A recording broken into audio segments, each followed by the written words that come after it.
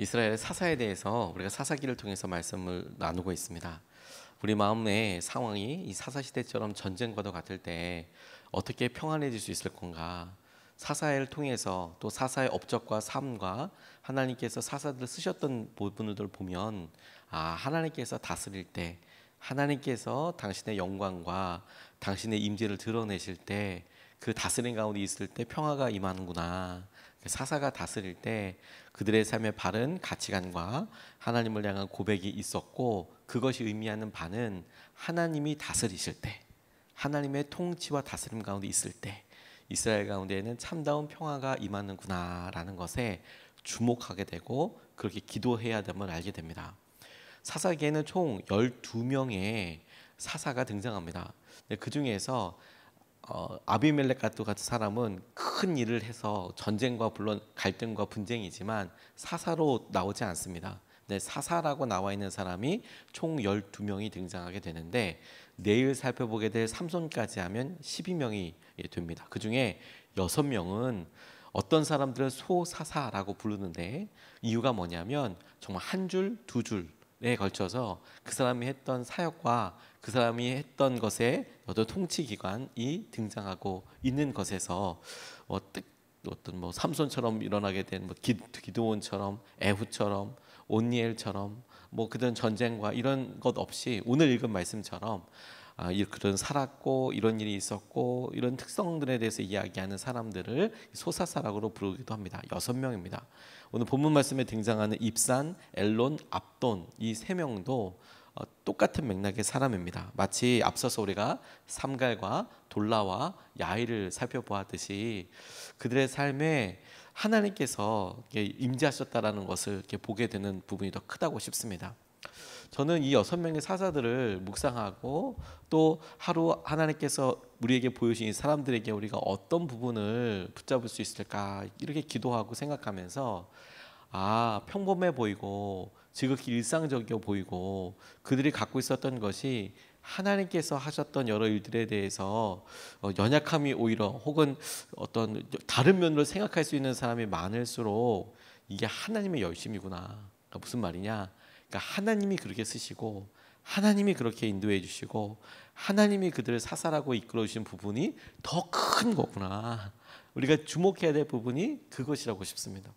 왜냐하면 기드온처럼 혹은 앞서 여러 사람들처럼 이래서 사사를 쓰셨구나, 하나님이 이렇게 전쟁을 승리하게 하셨구나가 아니라 그의 삶에 있어서 오늘 보게 될 몇몇 가지 것들을 드러나면서 그런데도 사사였구나 라고 생각할 수 있게 됐다면 그 간극은 하나님께서 그를 사사라고 인정해 주신 부분이 훨씬 더 크고 중요하겠구나라는 점을 우리가 좀 같이 살펴보고 싶습니다.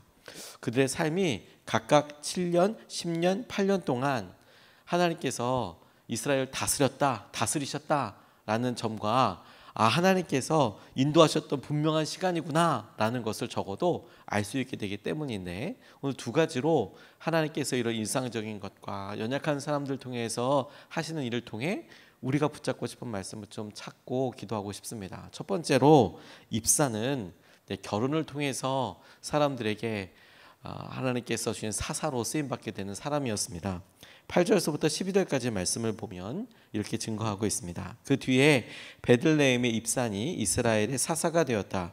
그에게는 아들 30명과 딸 30명이 있었는데 딸들은 다른 집안에 출가시키고 며느리도 다른 집안에서 30명을 데려왔다. 그는 7해 동안 이스라엘의 사사로 있었다. 입사는 죽어서 베들레헴에 묻혔다. 그 뒤에 스불론 사람 엘론이 이스라엘의 사사가 되었다. 그는 10년 동안 사사로 있으면서 이스라엘을 다스렸다. 스불론 사람 엘론은 죽어서 스불론 땅에 있는 아얄론에 묻혔다고 이야기하고 있습니다. 입사는 30명의 아들을 두었답니다. 마치 야일처럼 아들이 30명인데 차이점이 있다면 딸도 30명이었답니다. 그래서 각각 결혼을 통해서 주위에 있는 사람들과 평화를 맺었던 것으로, 영향력을 미쳤던 것으로 여겨집니다. 자녀가 많았다라는 것은 그에게 여러 아내가 있었다라고도 생각해 볼 수 있고, 그리고 그 일을 자체를 장점으로 볼 것이냐 혹은 그 일을 단점으로 볼 것이냐, 이렇게 각각 우리가 취하는 시선과 질문에 따라서 다른 의미를 보일 수도 있겠다고 싶어요. 그러니까 자녀가 60명이다라고 생각하는 것을 잘 됐다라고 볼 수 있는 부분도 있고, 그때 당시에 문화나 농업 중심으로 삶을 이끌어가던 시대를 보면, 그리고 나라가 다스리는 사람이 많지 않았던 점을 보면 그런 많은 자손들이 있었던 것이 과연 축복이다라고 생각할 수도 있지만, 신약의 관점으로 보면 일부 일처제가 아닌 많은 사람들과 함께 했었던 그때 유혹도 많고, 주위 사람들과 결혼 관계에 있어서 또 유혹에 넘어가고 그렇게 무너진 사람들이 많았던 점을 보면 얼마나 유혹 가운데 많이 이렇게 있었나라는 것도 생각해 볼 수 있기 때문에, 그걸 장점으로 볼 건가 단점으로 볼 건가, 연약함으로 볼 건가 축복으로 볼 건가 생각할 거리들이 많아집니다. 그런데 그런 지금의 시선으로 당시를 생각하는 것에 앞서서 그에게만 있었던 특이점, 특별한 점이 무엇이냐라고 보니까 아들도 많았고 딸도 많았다는 거예요.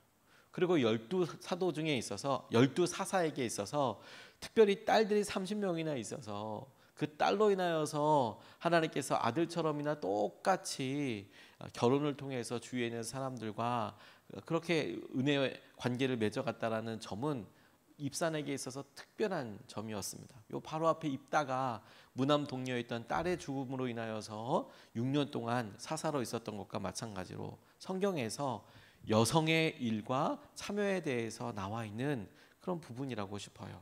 그리고 30명의 아들, 30명의 딸을 통해서 결혼을 했다, 결혼을 시켰다, 그러면서 사사로 있었다라는 점을 생각해 보면 아마 그는 사사로 있는 동안 엄청 많이 결혼했을 것 같아요. 결혼식에 참여했을 것 같아요.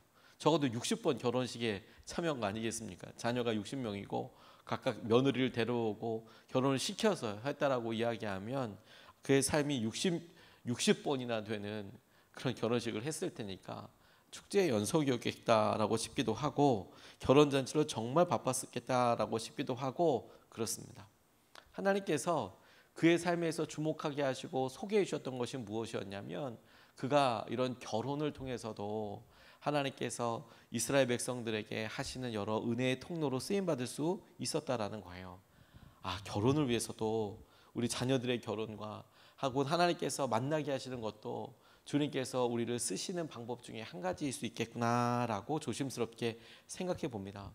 그는 이스라엘을 위해서 자녀들의 결혼을 어떻게 사용할 만큼, 희생할 만큼, 이용할 만큼 그렇게 희생했다고도 볼 수 있지만, 그가 사사였다는 점을 생각해 보면 하나님의 말씀이 아닌 관계로 평화를 유지하려고 했다는 점도 안타깝다고 싶어요. 근데 그럼에도 하나님은 하나님의 열심과 사랑으로 평화를 이끄셨다라는 거예요. 그러니 여러분, 우리가 이런 입산처럼 그의 삶의 의미를 양가로 이렇게 볼 수 있고, 이게 장점이냐 이게 단점이냐 이렇게 생각될지라도, 우리가 하나님께서 그럼에도 불구하고 사사기에 그를 사사로 인정해 주셨다라는 점을 보면, 우리의 연약함에도 불구하고 하나님은 이스라엘의 전쟁과도 같은 상황, 어려운 상황을 다스리는 그 사람으로, 기준되는 사람으로, 연약하고 부족하고 우리랑 똑같은 사람을 통해서도 얼마든지 일하실 수 있다라는 점에 우리가 중심을 두어야 한다는 거예요. 그리고 그 중심이 결혼이었다는 것이죠. 엘론은 더합니다. 엘론은 아예 어떤 일을 했다는 점이 나와 있지도 않아요. 그러니 오롯이 하나님께서 하셨다, 하나님께서 그를 사사로 쓰셨다라는 점이 유독 부각되는 점이죠. 12사사 중에서 유일합니다. 하다못해 자녀가 있었다, 이렇게 이랬다라는 표현도 없고, 그냥 태어났고 사사로 있었고 죽었다 이렇게 나와 있어요. 그러면 그 사이에 하나님께서 하셨다, 하나님이 그를 사사로 쓰셨다라는 점이 중요한 점이겠죠. 압돈도 자손이 많았습니다. 그런데 압돈에게 있어서 특징은 이렇습니다. 13절부터 15절까지 말씀을 보면 이렇게 나와 있습니다. 그 뒤에 비라돈 사람 힐렐의 아들 압돈이 이스라엘의 사사가 되었다. 그에게는 40명의 아들과 30명의 손자가 있었는데 그들은 나귀 70마리를 타고 다녔다. 그는 8해 동안 사사로 있으면서 이스라엘을 다스렸다. 비라돈 사람 힐렐의 아들 압돈은 죽어서 아말렉 사람의 산간 지방에 있는 에브라임의 땅 비라돈에 묻혔다고 이야기하고 있습니다. 입산이 아들과 딸들을 강조했다면 압돈은 아들 40명과 손자 30명으로 유명했어요. 그리고 이 압돈이 다른 사사들과 차이점이라고 한다면 손자가 30명이나 있었다라는 점입니다. 그 외에 다른 특별한 게 있어 보이지는 않습니다. 야일도 30명의 아들이 있었고 그들이 각각 나귀를 타고 다니면서 30명의 하봇 야일이라는 그런 도시 성읍들을 다스리고 있었다. 이게 특별한 점이었다면 압돈은 40명의 아들이 있었고 손자가 30명이었다. 그러니까 그의 치세 때 그가 사사로서 활동할 때 그의 영향력이 자녀의 때뿐만이 아니라 그의 손자 때까지 내려갔다라는 점은 또한 특별하다고 싶어요. 왜? 믿음의 가문이자 하나님께서 적어도 다른 사사들과는 차이나게 자기만 하나님께서 쓰셨던 사람으로서 그렇게 영향력을 미치는 통로로서 대부분이 쓰임 받았는데 자녀들까지도 그의 영향력이 간다고, 거기에 손주들까지 간다고, 이건 기도해 볼 만한 하나님께서 우리 계신 중요한 도전이라고 생각하게 되었습니다. 그러면서 이 본문 말씀에서 사사기 전체에서 등장하는 11명까지의 사사를 가만히 살펴보면서 특이한 점, 방향을 하나 바라보게 돼요. 이게 무슨 말이냐면 처음에 첫 번째 사사였던 에훗을 생각해 보면 그가 왼손잡이였고 그가 사사로 활동했을 때 하나님께서 전쟁을 통해서 상황을 종결시키셨을 때에 사사로서 머물렀던 시기가 40년이었습니다. 그 땅에 평화가 임하게 됐던 것이 40년이었습니다. 에훗이 왼손잡이였고 모압 왕을 죽였을 때 그래서 오게 된 평화가 80년이었습니다. 삼가는 소모는 막대기만 나오고 그로 인해서 있었던 평화에 대해서 나와 있지 않지만 그 이후에 등장하는 드보라는 전쟁의 승리로 인하여서 40년 동안 평화를 가져왔습니다. 그 뒤에 이어진 사람은 기드온이었습니다. 기드온이 또 전쟁을 일으켜서 40년 동안 이스라엘 땅에 평화가 있었다고 했습니다. 기드온의 아들은 아비멜렉이었고 아비멜렉은 성경에 사사라고 이야기하지 않습니다. 오히려 이스라엘을 더 혼란스럽게 했던 사람으로 등장합니다. 그리고 그 이후에 돌라가 등장하는데 돌라는 23년 동안 평화가 있었다고 이야기합니다. 야일은 20년 동안 있었다고 합니다. 그런데 입다, 바로 전에 어제 살펴봤던 입다는 그런 전쟁을 하고 나서 에브라임 자체 지파와 또 이제 싸우게 되는 일이 있게 되지 않습니까? 6년 동안 있었다고 합니다. 그런데 오늘 본문에서 3명의 소사사들이 등장할 때 각각 7년, 10년, 8년 동안 그들이 사사로 있었고 이스라엘에 평화가 있었다고 합니다. 특이점을 찾으셨습니까? 처음에는 40년, 80년, 40년, 40년 이런 식으로 큰 하나님께서 영광을 드러내시고 그 영광에 이스라엘 백성들이 반응하게 됐을 때 하나님의 말씀과 하나님의 다스림대로 통치받는 시기와 기간이 길었습니다. 근데 길었단 말은 뭐냐면 하나님의 다스림과 말씀 가운데 머무르고 그것에 이스라엘 백성들이 순종하고 영향력을 받았던 때가 길었다는 점이죠. 그런데 하나님께서 그런 어려움과 환난 가운데 구해 주시고 이스라엘 백성들 가운데 하나님을 드러내셨을 때 그 효과가 점점 이스라엘 백성들에게 떨어지는 것에 주목하게 돼요. 처음에는 하나님 이렇게 두려우신 분이고 이런 승리의 하나님이시고 우리를 구원해 주시고 우리를 붙잡아 주시구나 그렇게 딱 마음 결심한 게 적어도 40년 가고 길게 가면 80년 갔는데 그렇게 서너 번 경험하고 나니까 한 4번 경험하고 나니까 반으로 떨어지는 거예요. 20년, 23년으로 딱 떨어지는 거예요. 그렇게 하나님께서 하신 여전히 하나님은 하나님이시구나 하나님은 놀라우시구나라고 경험했는데 그것도 2번 경험하고 나니까 그 다음에는 6년으로 팍 줄어버리고 반씩 그 다음에 오늘 읽었던 세 사사도 보니까 7년, 10년, 8년 이렇게 얘기해도 여전히 그 영향력과 마음의 결심이 절반으로 떨어진 것 아니겠습니까? 40년, 80년에 비하면 40년이 반이고 약 20년이면 40년의 반이고 약 10년이면 혹은 10년 미만이면 또 20년의 반이니 반감기처럼 기가 막히게 약발이 오래가지 않아요. 이게 우리의 마음이고 우리의 언약함 아니겠습니까? 하나님은 여전히 그들의 어려움과 두려움 가운데서 구원해 주신 하나님이셨고 여전히 그들이 부르짖을 때 하나님은 그들 가운데 일하시고 역사하여 주셨는데 그들 마음속에 타성이라고 부를 수 있는 하나님께서 구원해 주셔서 와 기쁘다 와, 하나님의 말씀대로 살아야지, 와, 이것이 중요해 라고 깨닫게 되었고 돌이켰고 살았는데 그 마음의 열심과 영향력이 반 줄어들고 있다는 점을 보고 우리도 살펴봐야 한다는 것이죠. 우리는 어떠한가?